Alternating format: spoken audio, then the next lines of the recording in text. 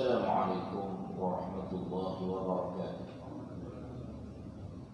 أعوذ بالله السميع العليم من الشيطان الرجيم. بسم الله الرحمن الرحيم.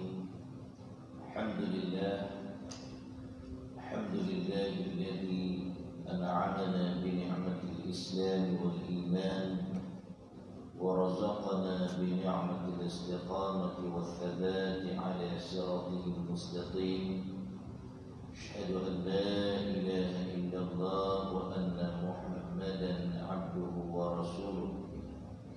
اللهم صل وسلم على حبيبنا وشفيعنا محمد الأمين خاتم الأنبياء والمرسلين وعلى آله وأصحابه أجمعين. قال سبحانك لا علم لنا إلا ما علمتنا إنك أنت العليم الحكيم.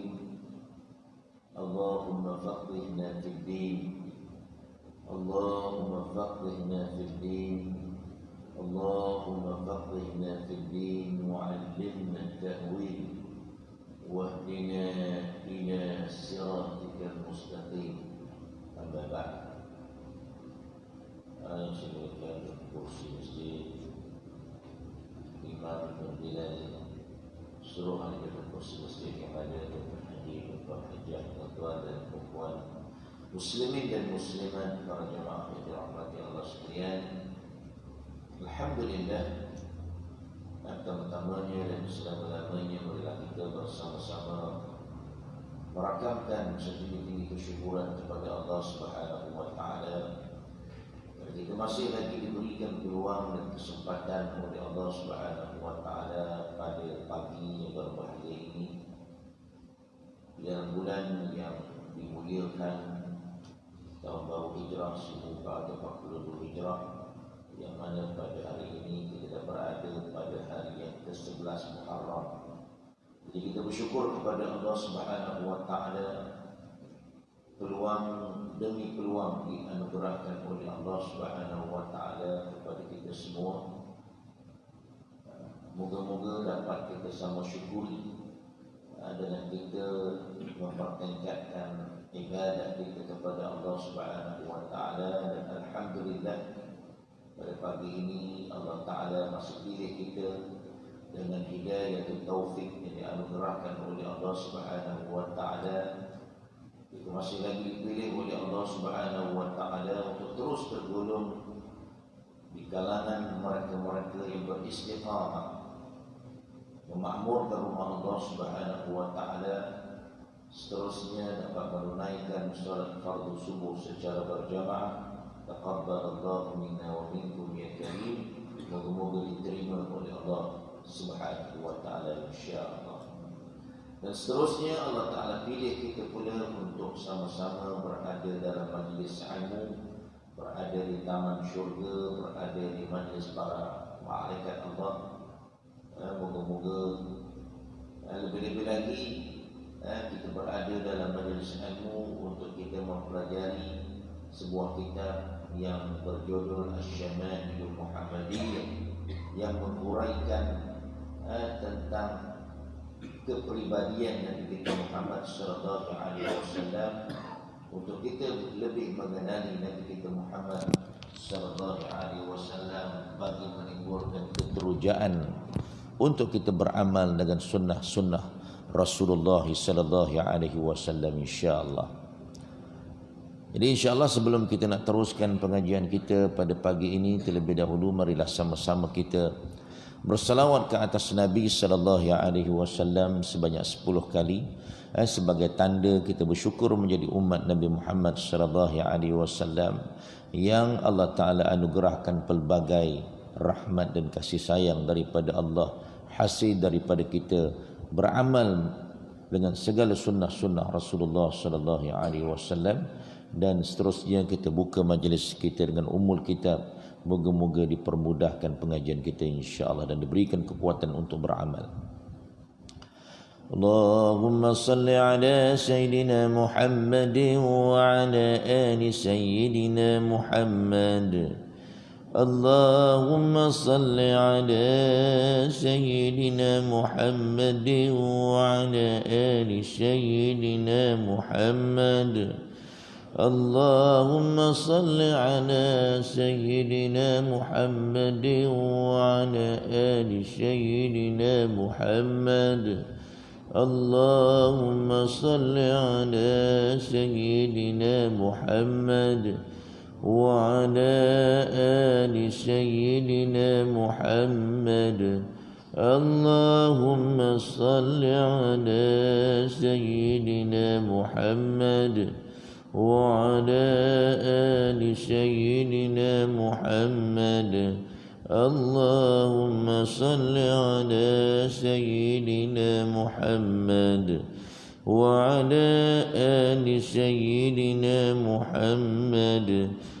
اللهم صل على سيدنا محمد وعلى آل سيدنا محمد. اللهم صل على سيدنا محمد وعلى آل سيدنا محمد. اللهم صل على سيدنا محمد وعلى آل سيدنا محمد.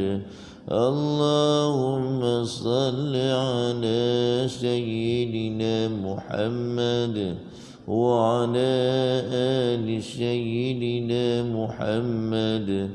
اللهم صل على سيدنا محمد وعلى آل سيدنا محمد.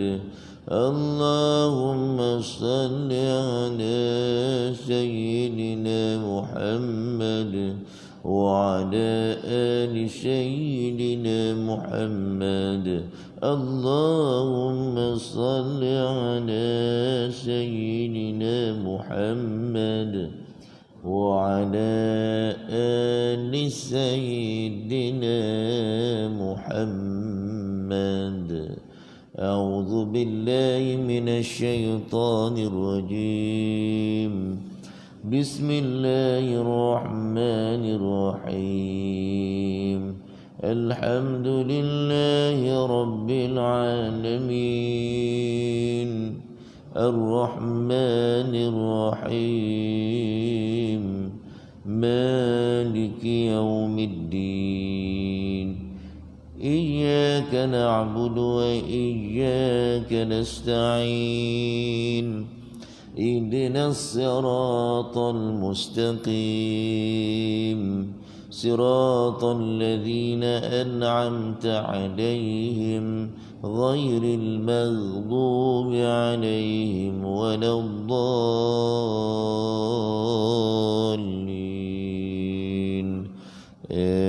آمين. Alhamdulillah. Barakallahu lana wa lakum jami'a. Moga-moga kita semua dirahmati, diberkati oleh Allah Subhanahu wa taala insyaallah.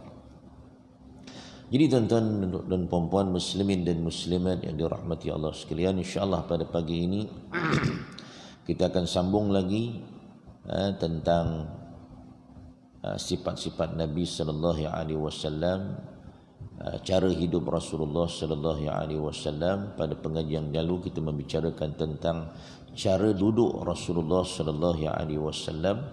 Pada pagi ini insya-Allah kita membicarakan beberapa hadis berkaitan dengan alat bersandar Rasulullah sallallahu alaihi wasallam.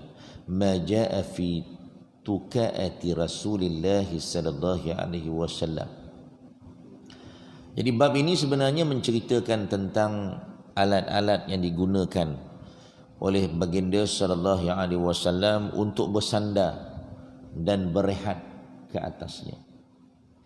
Perkataan tukaah, tukaah ini adalah satu alat atau benda yang dijadikan tempat bersandar Rasulullah sallallahu alaihi wasallam. Namun dia hanya ada 2 hadis sahaja yang cerita tentang tempat bersandar Nabi ini.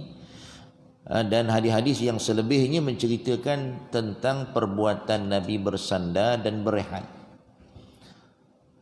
Jadi yang pertama sekali, hadis yang ke-124, Nabi bersandar pada bantal.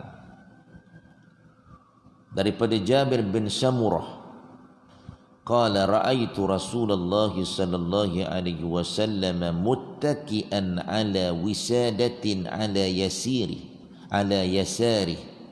Aku melihat, kata Jabir bin Samurah, sahabat Nabi ini menceritakan, aku melihat Rasulullah sallallahu alaihi wasallam bersandar dengan mengiring di atas sebiji bantal di sebelah rusuk kiri baginda. Ini hadis 124. Dalam hadis ini menceritakan tentang apa? Tentang Nabi berehat dengan bersandar di atas bantal sambil mengiring di sebelah rusuk baginda, rusuk kiri baginda sallallahu alaihi wasallam. Jadi ini nak menyatakan kepada kita tentang keharusan kita umatnya berdasarkan perbuatan Nabi sallallahu alaihi wasallam berehat dengan bersandar dan mengiring di atas bantal. Menurut para ulama hadis, dikata diharuskan mengiring di sebelah kanan atau di sebelah kiri. Harus. Sama ada kita nak mengiring ke sebelah kanan ke sebelah kiri ke, tidak ada masalah. Jadi hadis ini menjelaskan tentang keadaan Nabi pada masa itu. Yang mengiring di sebelah kiri bukan nak membataskan keharusan mengiring di atas rusuk kiri sahaja. Walaupun hadis ini cerita Nabi mengiring sebelah kiri, bukan nak membataskan kena mengiring belah kiri je, tidak. Pasal biasanya Nabi akan mengiring di sebelah kanan. Jadi dua-dua ada Nabi buat. Jadi dua-dua boleh. Ialah sama ada kita nak mengiring sebelah kiri ke, nak mengiring ke sebelah kanan ke. Nabi ini kebiasaannya apa-apa perbuatan dia akan buat di sebelah kanan dulu, mendahulukan yang kanan daripada yang kiri. Ini di antara sunnah Rasulullah sallallahu alaihi wasallam. Jadi kita cubalah apa-apa perbuatan kita buat daripada sebelah kanan. Walaupun kita ni kidal. Ada orang di kidal kan. Kidal ni pasal dia dah memang daripada kecil dah macam tu. Dah terbiasa. Tapi kita ni sebenarnya kita boleh ubah anak-anak kita ni, tuan-tuan. Cucu-cucu kita ni kalau kita nampak daripada kecil lagi, bila kita ulur je dia ambil belah kiri. Ulur je belah kiri. Jadi kita terus ambil tangan kanan dia. Ambil tangan kanan dia ambil. Lama-lama dia akan terbiasa. Ini kita biarkan akhirnya menulis pun belah kiri. Menulis pula tu menulis Quran pula belah kiri. Kan? Ada pernah saya tengok dia makan pun pakai sudu tapi belah kiri. Makan pun pasal dia kidal. Makan pun, sedangkan makan dengan tangan kiri ni kita dah tahu dah, makan dengan syaitan. Tapi kerana tak diajar daripada kecil, akhirnya sampai ketua makan belah kiri. Kalau kita tengok orang yang makan kat hotel, memanglah dia punya pegang pisau tangan kanan, garpu tangan kiri kan, dia pun potong terus je suap pasal dia dah kerat tangan kanan, takkan dia nak pusing kan. Itu protokol orang kafir. Kita pun dah ajar orang Islam pun belajar protokol makan kat hotel, makan belah kiri tu. Kalau kita tengok dalam TV, tuan-tuan, artis-artis kita macam tu. Selebriti yang tu yang orang kita agung-agungkan, selebriti ni makan dengan tangan cebuk.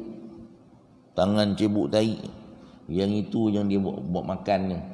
Nasib baik tak pakai tangan kiri betul, pakai sudu. Tak nampak sangat kan. Tapi itu bukan sunnah. Pasal apa? Pasal dia daripada kecil lagi. Pasal dia kidal, akhirnya makan pun pakai tangan kiri. Ini bahaya, tuan-tuan. Jadi kita kena latih-latih lah. Benda ni boleh dilatih sebenarnya. Kecuali tangan kanan tak ada, dah kena potong. Ataupun lahir-lahir tangan kiri je, kanan tak ada. Nak buat macam mana? Kan? Ini perkara yang kita kena ambil perhatian. Cuba beramal dengan sunnah Rasulullah sallallahu alaihi wasallam walaupun ia berbentuk jibiliyah. Jibiliyah ni perkara yang adat, kebiasaan. Itu hadis 124. Hadis 125 daripada Abi Bakrah an Abi Bakrata radhiyallahu anhu qala qala Rasulullah sallallahu alaihi wasallam ala uhaddithukum bi akbaril kaba'ir qalu bala ya Rasulullah qala al isyraku billah wa uququl walidain qala wa jalasa Rasulullah sallallahu alaihi wasallam wa kana muttaki'an قال وشهادة الزور أو قول الزور قال فما زال رسول الله صلى الله عليه وسلم يقولها حتى قلنا ليته سكت. Diriwayatkan daripada Abu Bakrah radhiyallahu anhu, katanya Rasulullah sallallahu alaihi wasallam bersabda, ala uhaddisukum, boleh tak, maukah aku beritahu kepada kamu semua akan dosa-dosa yang paling besar, bi akbaril kabair, dengan sebesar-besar dosa. Dosa yang paling besar, boleh tak aku nak beritahu kamu, kata Nabi. Sahabat kata, qalu bala, boleh wahai Rasulullah, sudah tentu wahai Rasulullah. Yang pertama Nabi kata al-isyraku billah, yang pertama mensyirikkan Allah, dan yang kedua wa uququl walidain, dan yang kedua ialah menderhakai kedua ibu bapa. Dan berkata Abu Bakar lagi, Rasulullah pada mulanya bersandar ataupun mengiring, kemudian Rasulullah sallallahu alaihi wasallam duduk dan bersabda dan memberi kesaksian dusta ataupun palsu atau berkata dusta. Kata Abu Bakrah lagi, Rasulullah SAW tidak berhenti berkata tentangnya hinggalah kami berkata dalam hati kami, alangkah baiknya jika baginda berhenti. Itu hadis 125. Dalam hadis ini nak menceritakan Nabi SAW menyampaikan ilmu kepada para sahabat tentang dosa-dosa yang paling besar. Permulaannya baginda berada dalam keadaan bersandar dan mengiring, kemudian baginda duduk.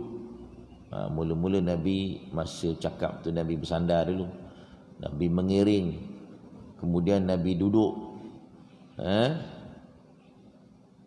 Cerita dosa-dosa yang paling besar. Dosa yang paling besar tak adalah tuan-tuan melainkan kita mensyirikkan Allah Subhanahu wa taala.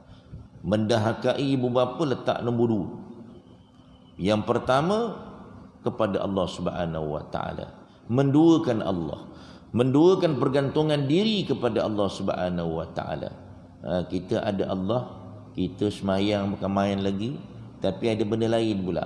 Berdoa, semayang, baca Quran, lepas tu ada benda lain yang kita bergantung pada dia selain daripada Allah.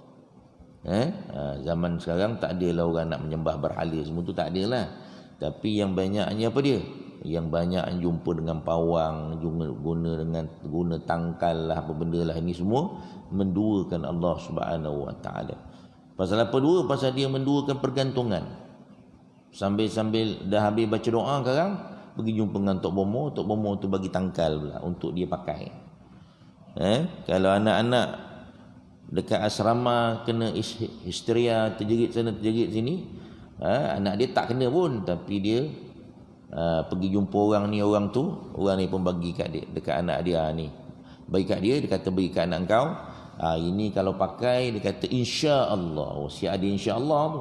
Insya-Allah, dengan izin Allah. Tegaskan lagi lah, dengan izin Allah. Cucu awak, anak awak ni kan takkan kena. Pasal apa? Pasal benda ni ada. Ini ikhtiar kita. Dia sebut pandai pula tu. Ini ikhtiar. Ini usaha. Betul ikhtiar, Allah Ta'ala suruh berikhtiar usaha, tapi cara tak kena. Cara itu kita telah menduakan Allah Subhanahu wa taala. Ini yang banyak orang kita duk buat. Menduakan pergantungan diri kepada Allah Subhanahu wa taala yang kita tak perasan. Yang paling teruk sekali, dia punya pergantungan dia pada ikan puyuh. Letak depan rumah ikan puyuh.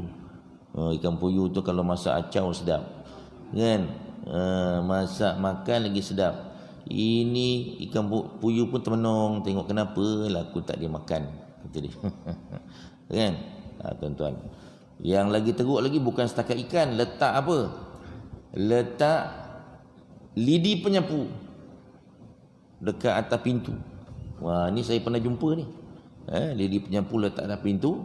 Saya pun tanya, ni kenapa makcik ni? Lidi penyapu ni dah bersawang lah. Ini orang tua-tua dulu cakap lah, kalau letak lidi penyapu ni atas pintu ni, kata dia, nanti orang tak boleh nak pukau kita, kata dia. Oh, power sungguh lidi penyapu ni. Lidi penyapu tu pun pelik. Aku ni patut digunakan untuk menyapu. Bukan letak je, tak ada fungsi langsung. Aku ni kesian aku. Kesian dekat lidi penyapu ni. Jadi ni tuan-tuan, ni perkara yang kita kena perhatikan. Ni benda ni ada dalam masyarakat kita. Ada dalam masyarakat kita. Yang lagi teruk lagi, saya jumpa dia letak atas naku. Letak dekat naku ni letak apa? Letak buku Yasin. Susun je dekat naku ni. Saya kata heran, apa hal ni? Dia kenapa ni Yasin duduk kat sini? Tanya dia. Oh, kita nak halang daripada setan masuk, kata dia. Ya Allah ya Rabbi. Tapi anak kat dalam melolong-lolong ni, menjerit. Kena histeria.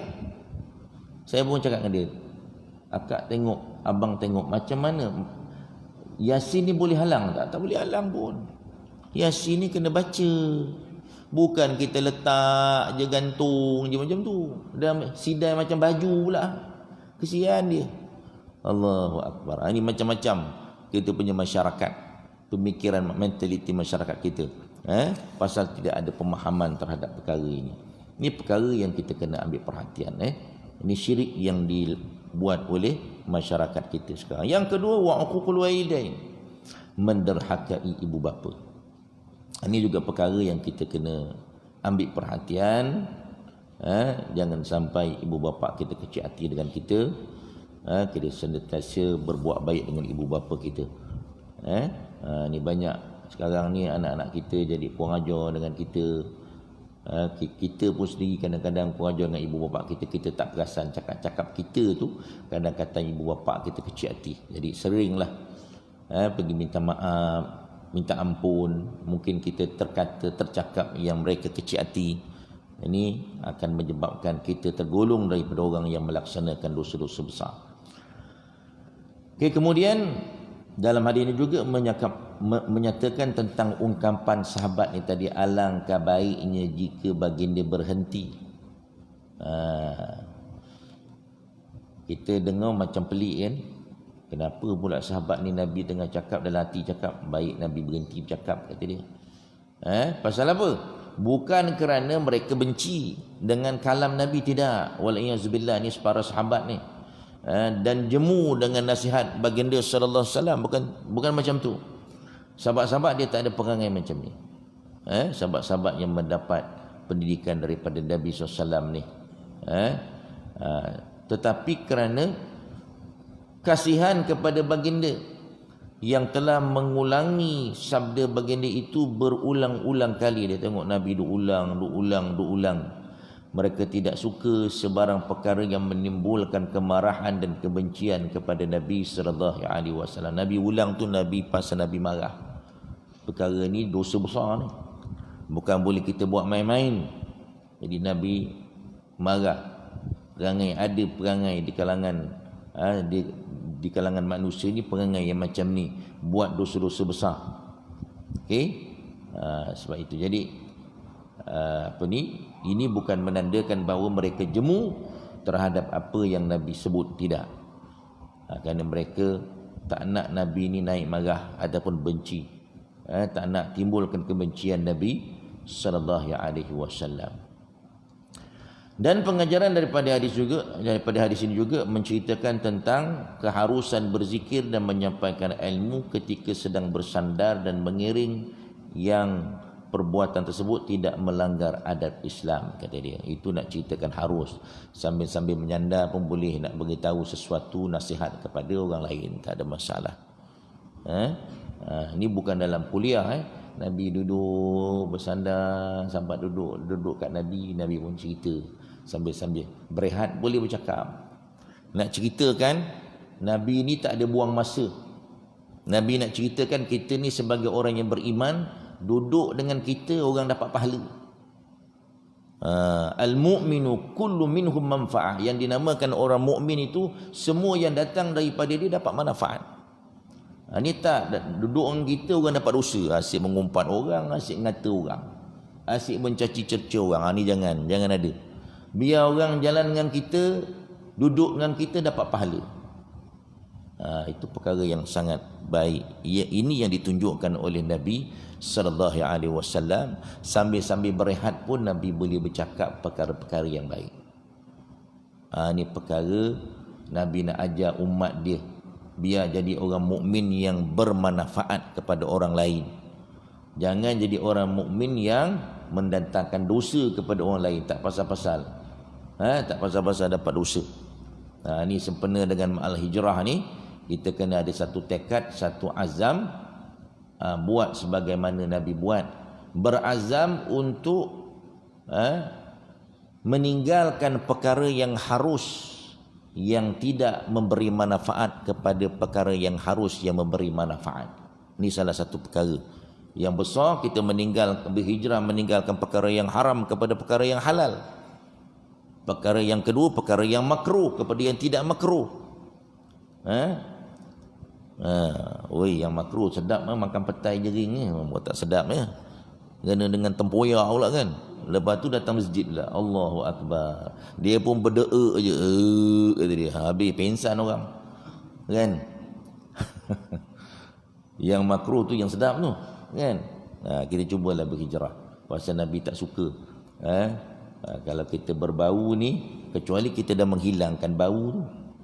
Dia pasal apa yang tak suka tu, pasal dia boleh mengganggu orang. Terutama kalau datang masjid, datang majlis ilmu. Ni tadi kat bawah baru lepas berkepuk-kepuk ni. Berkepuk-kepuk kat bawah ni. Pergi semayang ni. Tak bersugi pun. Kan? Terus naik je. Allah, dia punya takbir Allah tu, Allah pening kepala orang. Kena orang yang tak, bukan yang terdiri daripada kumpulan yang berkepuk ni kan. Berkepuk-kepul ni, dia akan sensitif. Dia punya hidung dia tak tahan. Kan? Ni tuan-tuan, ni kita kena jaga. Yang ketiga, kita cuba berhijrah daripada perkara mubah yang harus tetapi tidak memberi manfaat. Perkara mubah ni ialah perkara yang harus tetapi tidak memberi manfaat. Apa saja. Banyak perkara mubah ni. Perkara yang tidak memberi manfaat. Petang-petang main damaji, 10 kali haji petang tu dia. Sembang baik. Petang-petang tu dia berzikir ke, buat perkara-perkara yang memberi manfaat. Menggop kat belakang rumah, menebas, bersihkan kawasan, daripada duduk termenung je. Memanglah perkara itu boleh, tak salah pun, tetapi dia tidak memberi manfaat. Biarlah kita buat perkara-perkara yang memberi manfaat. Lebih-lebih lagi kita berada dengan rakan-rakan kita, sahabat-sahabat kita, orang tu dapat pahala bila berada bersama-sama dengan kita. Inilah yang dilakukan oleh Nabi sallallahu alaihi wasallam. Dan kita tengok juga dalam hadis ini menceritakan tentang di antara perkara-perkara yang termasuk dalam dosa besar ialah wasyahadatu zur ataupun qauluz zur. Ada dua situ.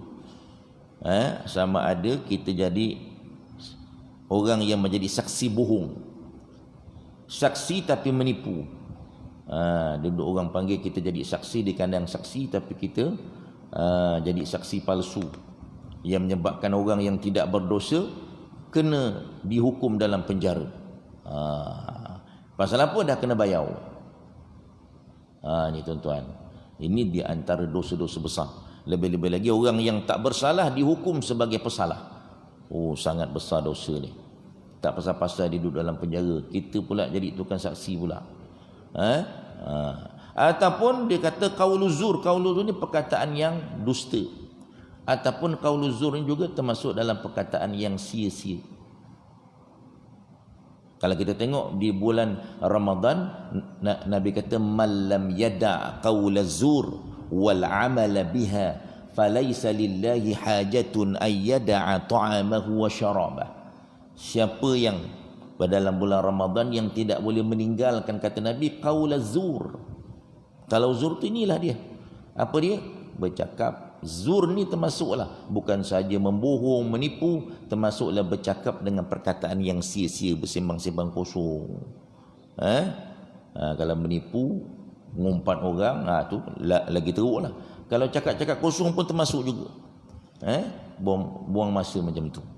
Maka Allah Ta'ala tak berhajat pun untuk menerima lapar dan dahaganya kerana berpuasa. Allah tak nak terima pun, penat nak kita puasa. Kita duduk bersembang kosong, lebih-lebih lagi ada ngumpat orang, gosip orang. Ini kita kena jaga, terutama kalau kita berpuasa. Kita memang sekarang ni kita duduk puasa sunat kan. Semalam baru puasa sunat 10 Muharram, hari Ashura. Sebelum tu hari Tasu'a. Ni besok hari Senin, puasa hari Senin. Di antara amalan Nabi, ni bulan-bulan tahun baru Hijrah ni tuan-tuan, kita kena cubalah berazam untuk berpuasa. Nanti puasa hari-hari putih 13, 14 dan 15. Jadi kalau kita puasa start daripada hari Khamis itu, kita akan puasa selama 7 hari nanti. 7 hari nanti. Daripada hari Khamis 1, hari Jumaat, hari Tasu'a, hari semalam 3 hari, kemudian besok hari Senin, Selasa, Rabu, Khamis. 7 hari kita akan puasa. Subhanallah. 7 hari kita dapat puasa. Dan puasa di bulan Muharram ni puasa yang paling afdal selepas puasa Ramadan. Boleh juga puasa pada hari-hari yang lain. Jadi kita cuba azam untuk tahun baru Hijrah ni tuan-tuan, kita banyak-banyak kalau berpuasa, insya-Allah. Azam kita, azam ni pun dah dapat pahala dah. Azam, tapi cubalah amalkan pula. Jangan azam je tapi tak nak buat. Berazam, dan insya-Allah kita minta taufik daripada Allah, kekuatan untuk beramal, insya-Allah. Okey. Kemudian kita tengok hadis 126 daripada Abi Juhaifah radhiyallahu anhu, yaqulu qala Rasulullah sallallahu alaihi wasallam, la akulu muttaqi'a. Rasulullah berkata, aku tidak akan makan sambil bersandar. Tapi makan Nabi tak ajar. Sunnah makan ni sambil-sambil menyandau. Itu bukan sunnah Rasulullah. Bercakap tadi ada, Nabi bagi nasihat dalam keadaan bersandar. Tapi lepas tu Nabi bangun tu. Pasal perkara tu serius. Mula-mula sambil-sambil bersandar, lepas tu Nabi marah agak ada yang berperangai macam tu, Nabi terus duduk nak cerita serius apa yang Nabi nak cakap tu. Okey. Kemudian kita tengok dalam hadis ini cerita tentang Nabi tidak makan dalam keadaan bersandar, tentang amalan Nabi ketika makan, iaitu tidak makan sambil bersila, bersandar ataupun mengiring. Nabi ni kalau makan dia ada cara duduk dia kan. Okey. Jadi makan ni jangan sambil-sambil nyandau makan. Lebih-lebih lagi sambil-sambil baring makan. Allahu Akbar. Sambil-sambil baring pun boleh makan. Dan pengajaran daripada hadis ini, galakkan untuk mencontohi cara duduk Nabi ketika makan. Ini dihurai dalam bab 24 nanti. Itu hadis 126.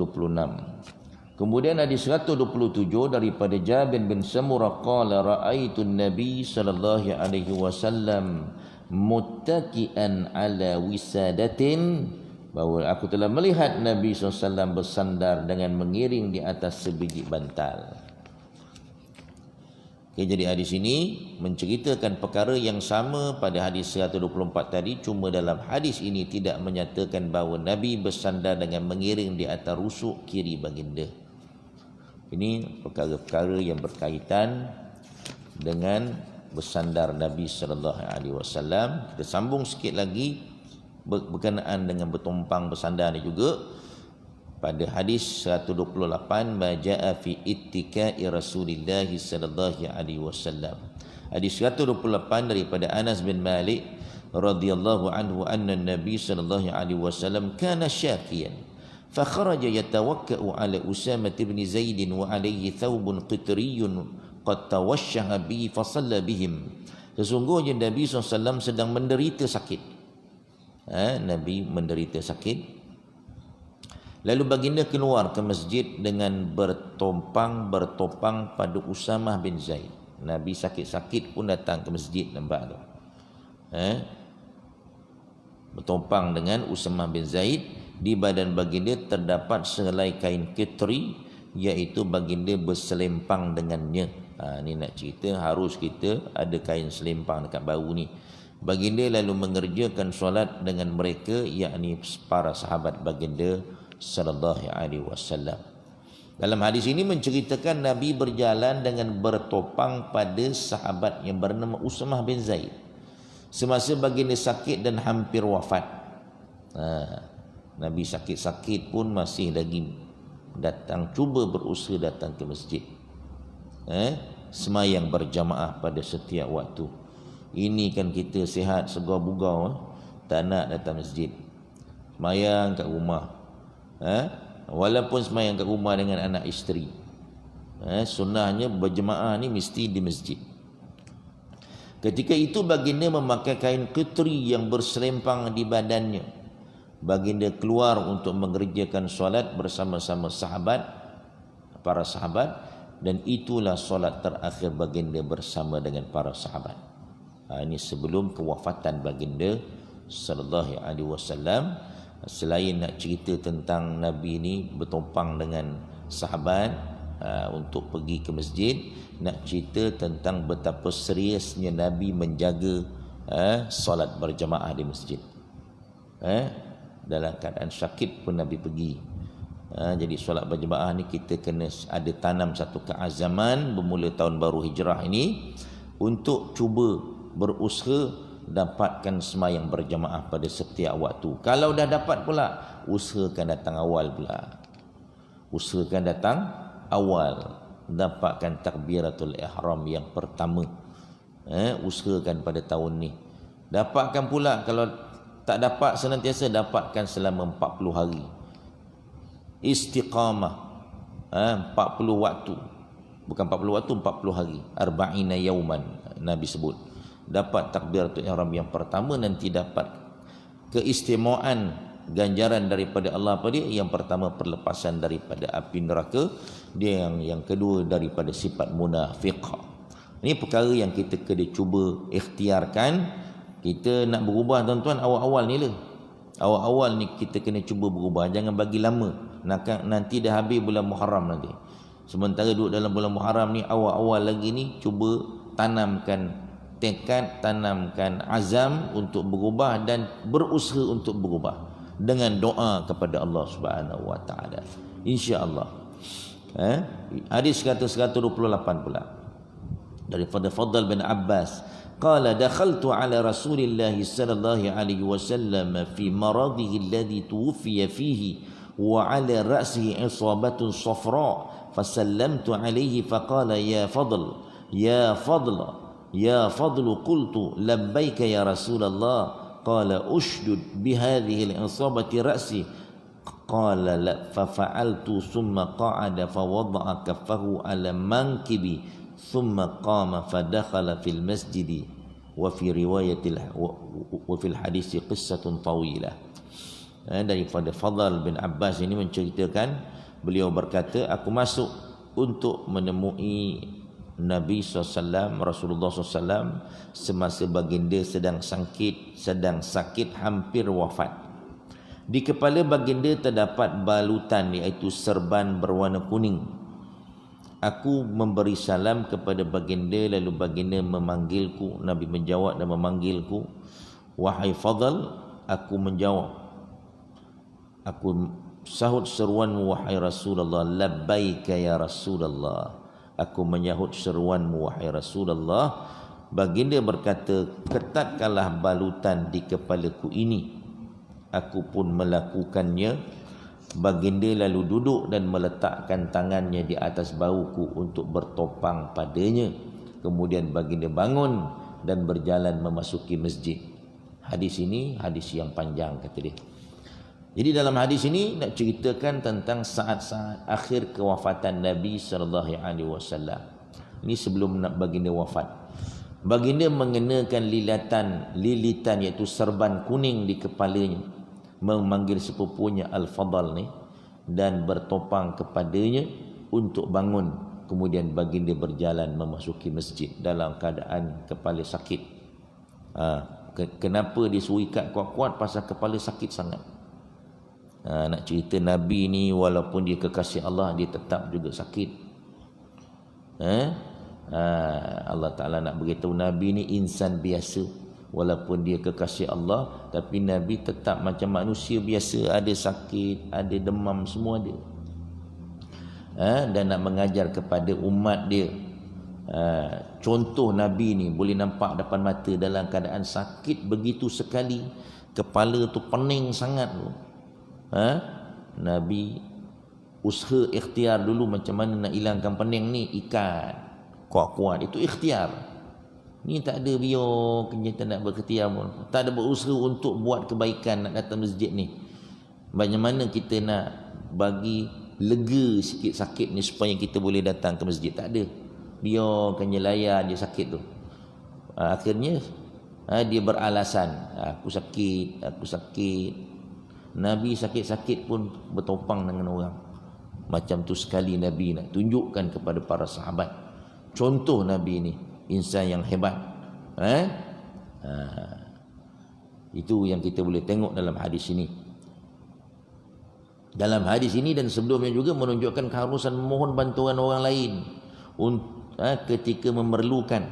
Ini harus juga nak cerita tentang harusnya kita minta bantuan orang, dan tidak bertentangan dengan konsep tawakal kepada Allah, berserah diri. Itu bukan bertentangan, tidak.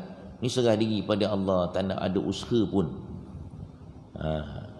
Jadi hal ini kerana tawakal itu sifat hati, yakni zahir kita memohon bantuan atau berikhtiar, tetapi hati tetap berserah kepada Allah.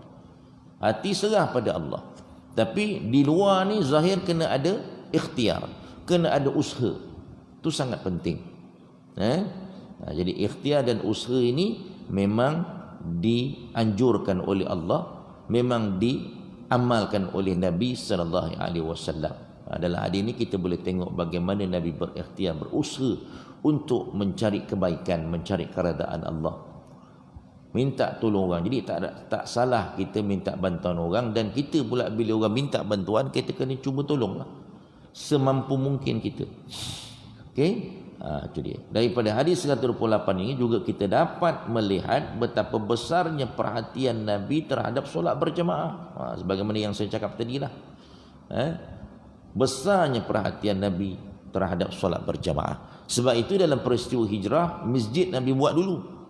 Sebelum Nabi mempersaudarakan al-ikha bainal muslimin, mempersaudarakan di antara al-muhajirin wal ansar, Nabi buat masjid. Nak cerita betapa pentingnya masjid ni.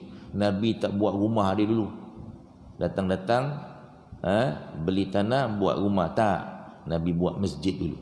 Kita dah terbalik tuan-tuan. Buat taman, kat taman tu tak ada masjid pun, surau pun tak ada. Nampak? Lepas tu barulah kita orang taman cari tanah dekat taman kita tu untuk buat masjid, buat surau dekat taman kita. Tapi Nabi ajar, Nabi masuk dalam peristiwa hijrah, Nabi masuk mana-mana kampung, pergi dekat Quba, Nabi buat masjid dulu. Itu nak cerita sunnahnya begitu. Nak buat tempat semayang dulu. Itu sangat penting.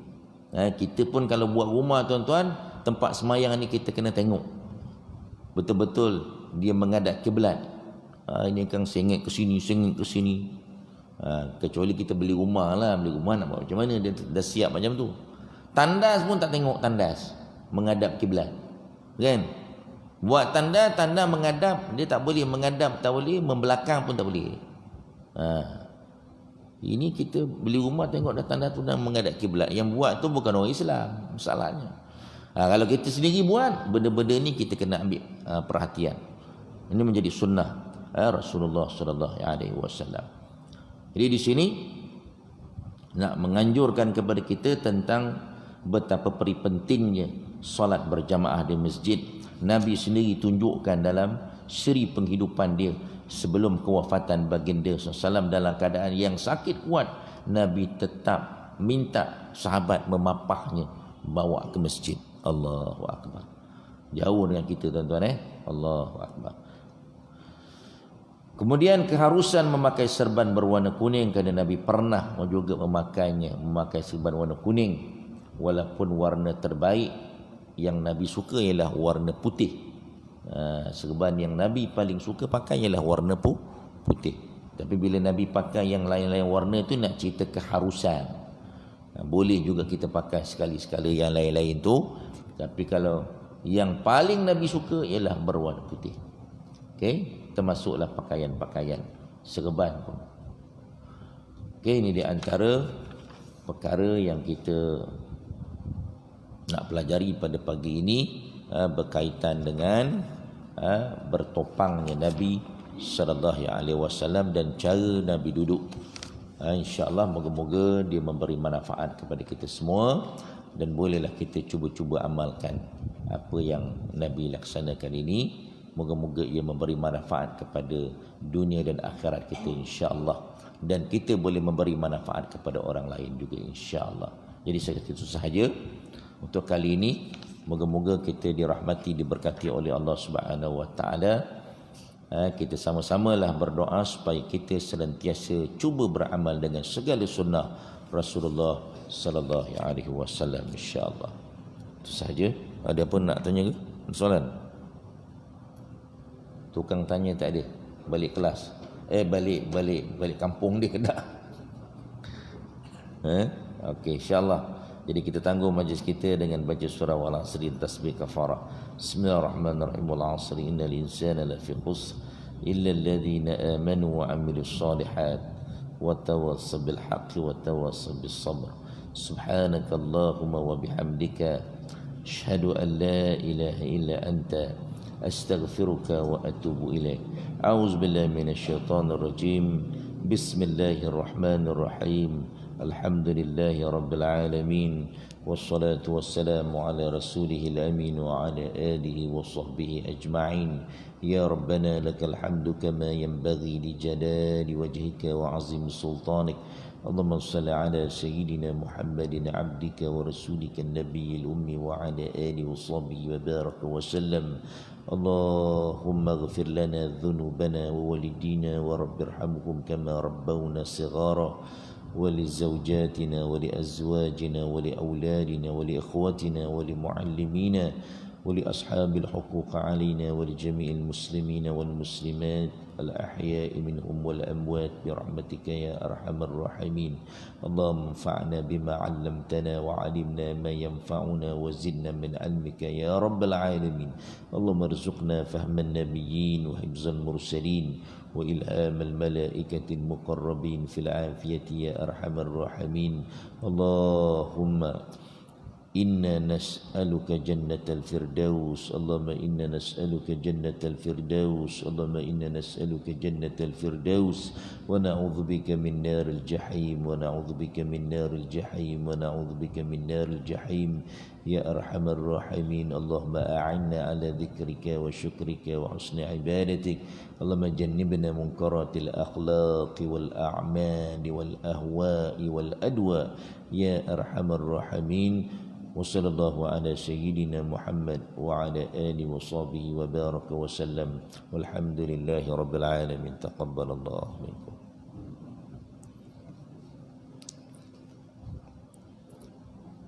Tuan-tuan